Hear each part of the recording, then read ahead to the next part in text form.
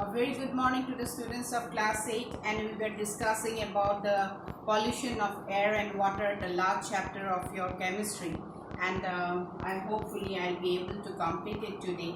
And I was talking about pollution of air, and I talked in the last class about the greenhouse effect and the global warming, and today I will be talking about the other pollutants of air. That is the next one is sulfur dioxide, and it is present, this sulfur is present in coal as an impurity, and therefore when coal is burned in the homes of factories, then what happens also in the power plants, sulfur dioxide gas is given off. And this sulfur dioxide gas is actually poisonous, and in fact it affects or harms our lungs, and then it combines with the oxygen of the air to form sulfur trioxide.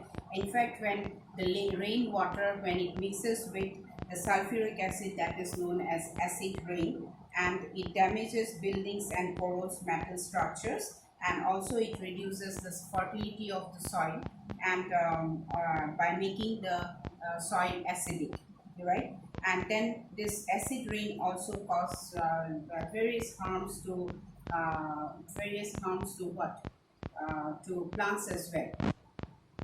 Now next point is the sulfur nitrogen dioxide, and this nitrogen dioxide is given out by the exhaust of the vehicles and automobiles and by some industries, and this is also a very poisonous gas which irritates our eyes and it affects the lungs. It reacts with water vapor that is present in the air to form nitric acid, and this too can cause acid rain. Next is chlorofluorocarbon, that is CFC. CFC, where C stands for chloro, F stands for fluoro, and this is carbon. So chlorofluorocarbon, this is known as, and it is the compound that is used in the refrigerators or air conditioners and aerosols, and they may damage the ozone layer in the atmosphere, because above the atmosphere there is a layer above the 5 layers of atmosphere. So what happens, that prevents the ultraviolet rays to reach the earth's surface. But since the amount of chlorofluorocarbon that these compounds have increased, it has increased the amount of pollution in the air, and that has formed some holes in the ozone layer which allows the ultraviolet rays to come and reach the earth's surface. So that has affected, it is the main cause of skin cancer, and that has affected many fair skinned people. And then these are being now these CFCs are now being replaced by other compounds, and the damage to the ozone layer has been reduced to some extent. Now another one is that lead. If you visit a petrol pump, or next time when you go out with your parents to and visit a petrol pump where your parents will be filling up with the fuel in petrol, you will see that in the tank, where the refilling tank where it is being refilled, it is written unleaded petrol. So that means the amount of lead is being decreased, and that is because it prevents when the lead actually is being present in petrol compounds or fuel compounds, then what happens? Knocking occurs. Knocking means, you know what is knocking? Bumping against one another.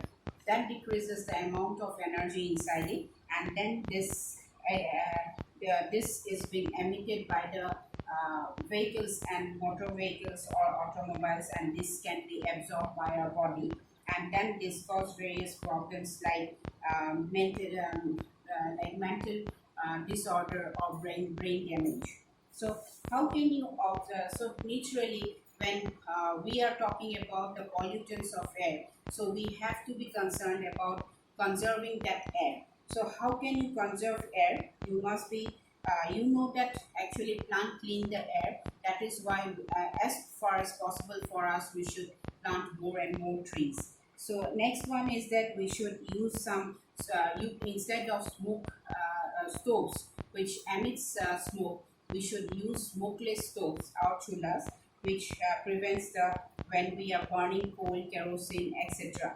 And then we can also use smokeless fuels like LPG or liquefied petroleum gas, then also CNG, that is compressed natural gas. So when we are actually, in fact, nowadays there are some vehicles, especially if you visit Kolkata, then the metro city, then what will happen if you will see that most of the cars or the vehicles which are used for like taxis, no, the which you hire, those are maximum are being run with CNG, that is compressed natural gas, because CNG is even economical, as well as it does not emit smoke or some pollutants. That is why it is being preferred, and this reduces the pollution in the city. Next one is, as I told you, unleaded petrol. So the petrol that is being fueled with refueled way in your vehicles are actually the one which does not contain, nowadays it does not contain lead, so that the exhaust which is being given out by the vehicles does not harm you, because actually as it is being, because it can be absorbed by your body, and that can cause problems related to the brain. So this is very important, and in fact they are these are being fitted with some of the vehicles are fitted with a special device which is known as the catalytic converter,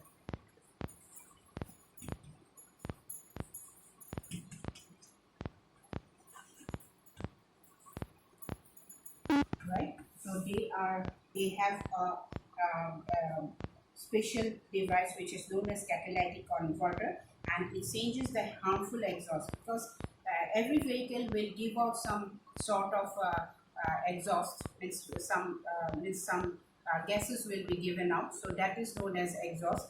And that harmful exhaust, if it is being given out by the vehicles, then like carbon monoxide or nitrogen dioxide, then it changes into the harmless gases like carbon dioxide or nitrogen and water, right? So next one is that in factories or in powerhouses and the petroleum refineries, that means most of the gases are being given out, and they are scrubbed down with water before they are being scrubbed. I hope you know scrubber, like the means the piece of steel or means ropes like jute, like which is used to clean up the clean up your utensils, that is known as scrubber.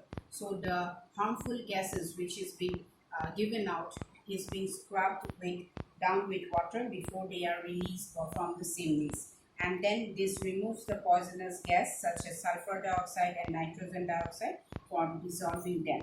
And the next one is that some of the factories nowadays, because the pollution control board has given some instruction to be followed by the factories and the industries to curb down the pollution level. So they use electrostatic precipitors, so that some solid particles are being removed, like carbon and from water gases, before they are let out in the atmosphere. So that actually explains that the different steps which you need to take to conserve air. And in fact, nowadays you know that the World Environment Day is also being observed. Why? Because it not only that means, and on those days in your school also it is being observed, but what happens is that it is not that you need to plant. How do you observe Vanam Mahotsav or World Environment Day? By planting different types of trees. But that is actually a good process. But it is not only one day where you need to plant trees. You need to plant trees every day, and even stop people from cutting down trees. So that ends my chapter, pollution of air and water, and in fact that ends my course as well for chemistry. So I hope you have got the complete concept of the different chapters. So if you have any problem, please do come up with your doubts in the Zoom class and tell me, and the doubts which you have in your mind, then that also can be again means it can we can have clear doubt clearing session through this videos as well. So if you have any doubts, do please come up with your doubts. Thank you very much.